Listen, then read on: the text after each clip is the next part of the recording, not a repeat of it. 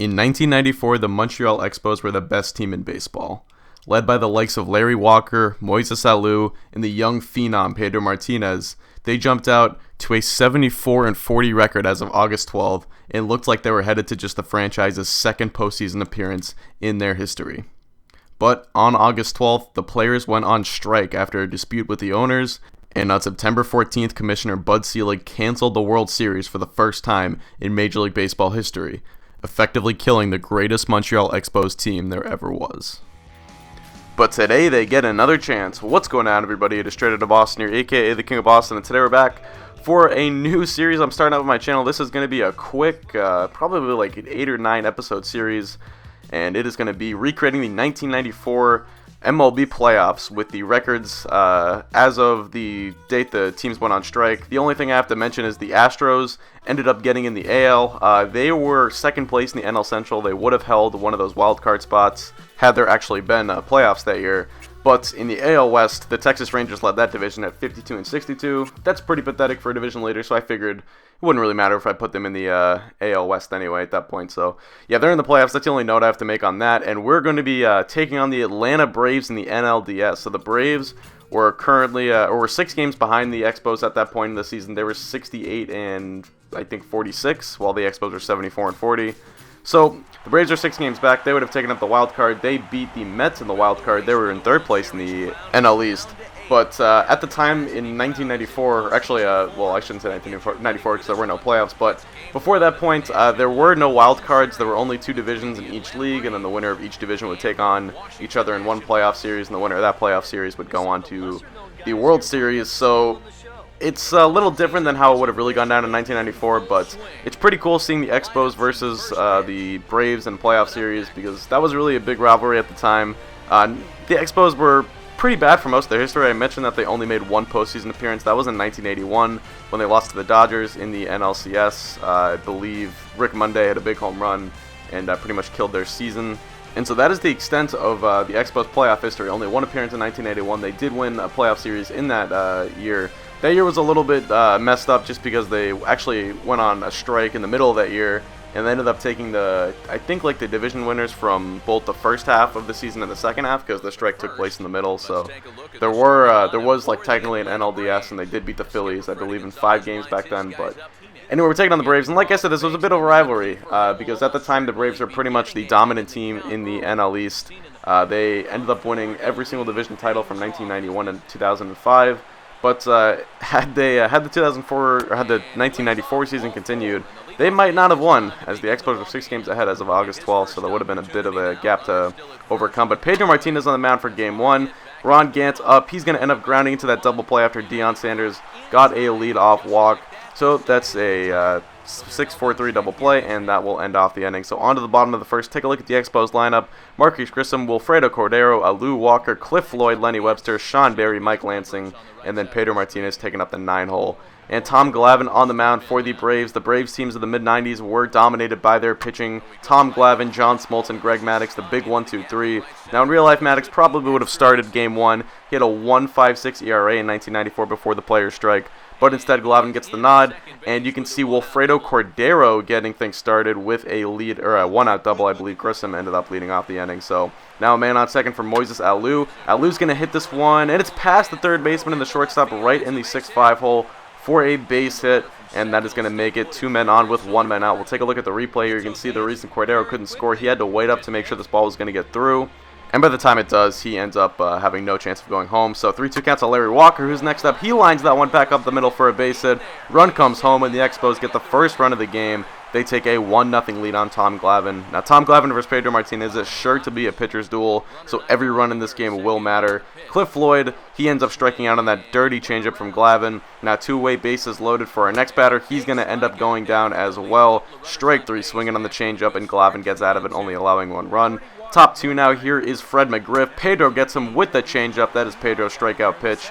Yeah, obviously Pedro had many good pitches in his heyday, but the changeup was pretty much his bread and butter. There, a nice little running fastball gets David Justice to go down 2-away. Now, after a error led to a man on second, Javi Lopez up. He would strike out on the fastball, so Pedro strikes out the side in the second inning. Now here is Sean Berry in the bottom of the second, 1-2 count. He lines one to deep left field. That ball back and caught on the warning track by Ron Gantz out and left. So a bit of a scare there for Tom Glavine, but that one's hauled in. Top of 3 now. Deion Sanders had been the only man to get on base for the Braves up to this point, but this time he goes down swinging on that fastball. Pedro notches his 4th strikeout of the evening, and he has not allowed a hit through 3 now. Bottom of the third, 2-2 count to Moises Alou. Alou goes down. Glavine getting the changeup to work. That's pretty much been his only pitch so far. Larry Walker now up bottom 3, still 2-2 count. And again, Walker brushes Glavine back the second straight time. He lines that one just past the pitcher, Glavine, and that's going to be a 2-out base hit.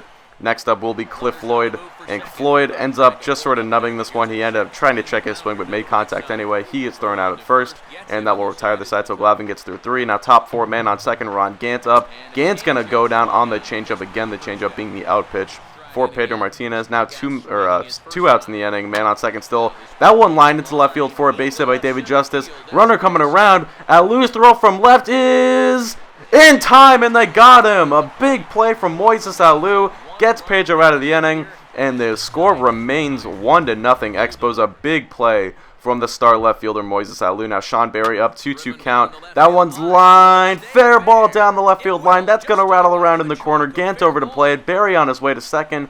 He's in there safely, and it's a leadoff double for Sean Berry.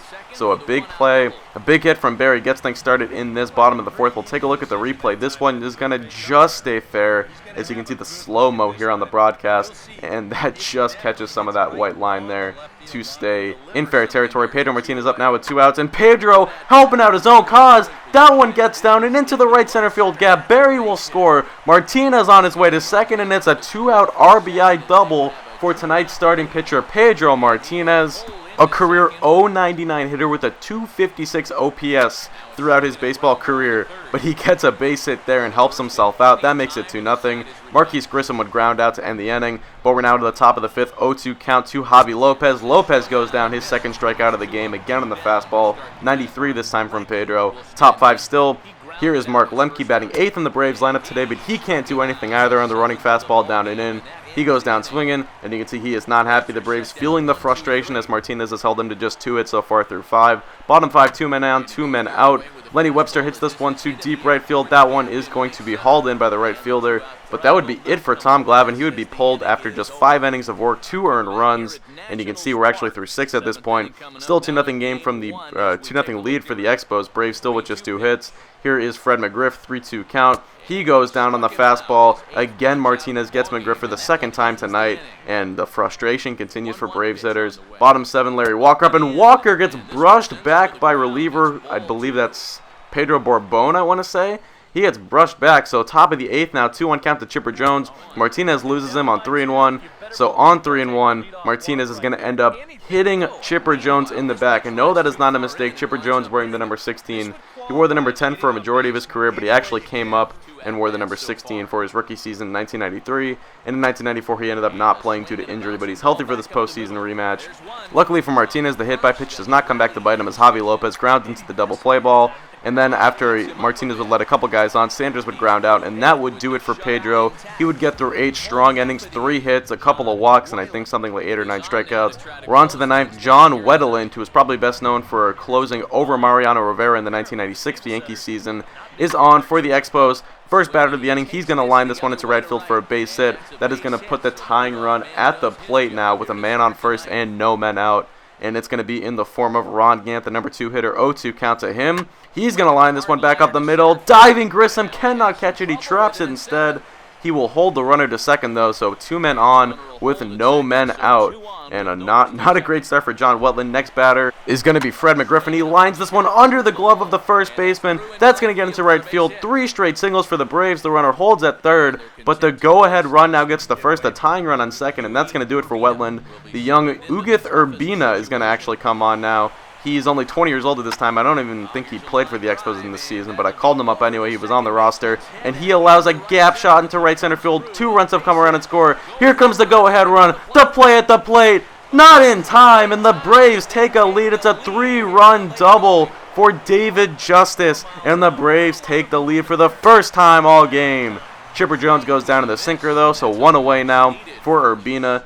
Next batter is Javi Lopez. Lopez is going to ground this one under the glove of the shortstop. Grissom comes up. He's going to throw home. The play at the plate this time, again not in time. And it's a 4-2 lead for the Braves. 4 runs in the 9th already as they have extended their lead. Here now is a pinch hitter, Charlie O'Brien. He goes down on, I believe that was supposed to be a fastball. It might have been a sinker. I'm not even sure. Just might have hung it. But anyway, Mike Stanton now comes on to try and close out the game for the Braves. 4-2 lead. Mike Lansing leading off the inning for the Expos. He's going to ground this one just past the glove of the shortstop, and that's going to be in for a base hit. So a leadoff base runner for the Expos. That's going to bring the tying run to the plate. Jason Schmidt's going to come in now. Schmidt, best known for his latter half of a career, ended up finishing the top 5 in Cy Young voting twice while he was with the San Francisco Giants. But the young Vlad Guerrero is going to come on and pinch hit.